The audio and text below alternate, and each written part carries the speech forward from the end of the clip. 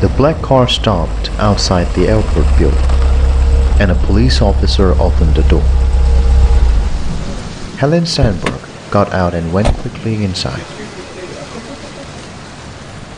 Upstairs, in the control room, the chief of airport police, Inspector Holm, was waiting with a soldier. Helen's secretary, Michael, was there too. "Good evening, Prime Minister. This is Colonel Carter of the Special Commando Section," said Inspector Holm. Good evening, Colonel. Helen shook hands with the soldier and looked at him. He was a thin, tough-looking man, about 40 years old, with a brown face. His hand was hard and strong. I hope you know your job. I may need you, she thought. She looked out of the window. There was a large plane on the tarmac about 200 meters away. All its lights were on. Is that the plane? That's it, Prime Minister. Right. Give me the facts. How many people are on it? Inspector Holm answered. 108 passengers and 5 crew. What nationalities are there? There are 29 Americans, 15 British, 2 Brazilians, 2 Indians, and 1 Chinese. The others are from this country. I see. There are a lot of Americans and British then. That means trouble. Yes, Prime Minister. I'm afraid their ambassadors are on their way here now, answered Michael. Helen smiled at him quickly. He was a good secretary. He usually knew what she was thinking. Both the American ambassador and the British ambassador were difficult people.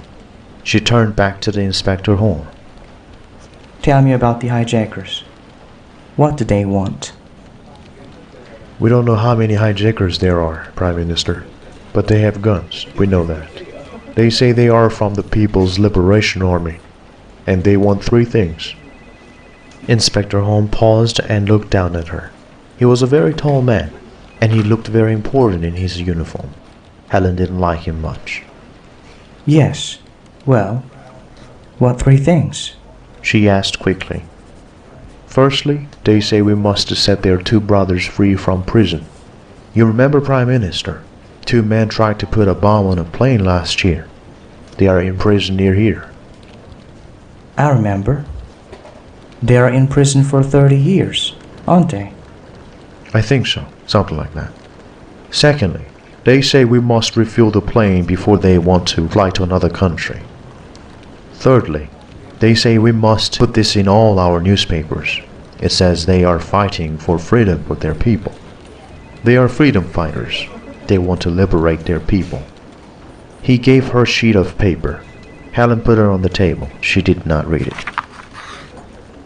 And what about the other passengers? When will the hijackers set them free? They say they will set most of the passengers free when their brothers are on the plane.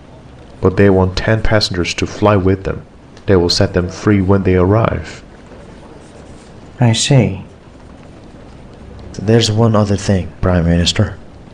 Colonel Carter spoke for the first time. His voice was very quiet, almost gentle.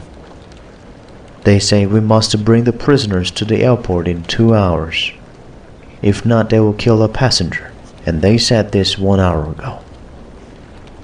So, we have 1 hour left? That's right, Prime Minister. Just 1 hour.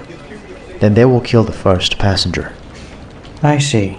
Helen walked slowly to the window and stared out at the plane. It was still raining and a strong wind was blowing. She turned around. Thank you, gentlemen. I will have to talk to them. But first I need a few minutes to think. Colonel Carter, Inspector, please go to the other room. Tell the hijackers I will talk to them in 5 minutes. Michael, stay here. But, yes, madam. Inspector Holm looked unhappy. When he went out slowly with the colonel, Michael sat quietly looking at her. He knew what she was thinking. Have you got the passenger list, Michael? Yes, Prime Minister. Here you are. She picked up the list of the names and looked at it carefully. Oh my God. His name was near the beginning. She dropped the list, sat down at the table, and ran her hands through her hair. For a long minute, she said nothing. Then she looked up. This is going to be very difficult, isn't it, Michael? I'm afraid so, Prime Minister. Very difficult indeed. Helen stood up and walked to the window, thinking hard. Outside in the rain, the American ambassador's car stopped by the door.